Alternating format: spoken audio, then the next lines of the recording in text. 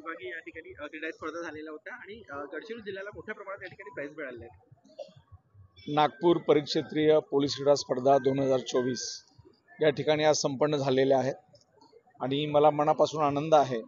की जवळजवळ संपूर्ण 6 जिल्ह्यातून गोंदिया, गडचिरोली, भंडारा, वर्धा, नागपूर ग्रामीण आणि चंद्रपूर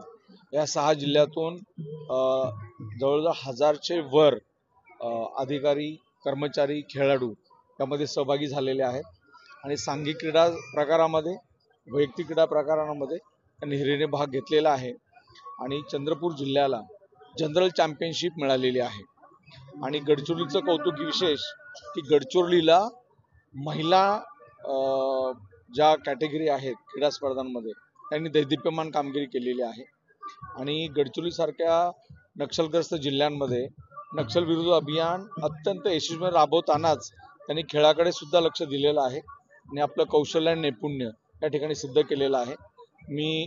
जिल्हा चंद्रपूर किंवा गडचिरोली या दोन्हीही जनरल चॅम्पियनशिप विजेता आणि उपविजेता यांचं मनापासून अभिनंदन करतो आणि इतर जिल्ह्यातील अधिकारी कर्मचाऱ्यांनी सुद्धा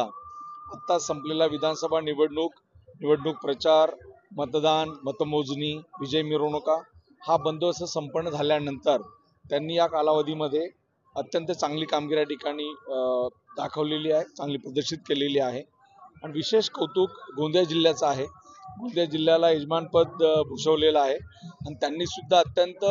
व्यावसायिक पद्धतीने या सगळ्या क्रीडा स्पर्धा आयोजन केलेलं आहे, ज्याला आपण दैदिप्यमान म्हणूयात, भव्यदिव्य म्हणूयात अशा पद्धतीचं नियोजन झालेलं आहे। मी पोलीस अधीक्षक गोंदिया आणि त्यांची संपूर्ण टीम यांचे मनापासून अभिनंदन करतो आणि तुम्ही सर्व पत्रकार बांधव यांची सुद्धा चांगली साथ, समर्थ साथ मिळालेली आहे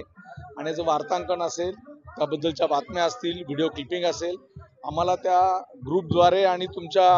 वार्तांकनाद्वारे आम्हाला माहिती मिळत होती। मी मनापासून आपणा सर्वांचंही या निमित्तानं अभिनंदन करतो, आपणा सर्व धन्यवाद देतो।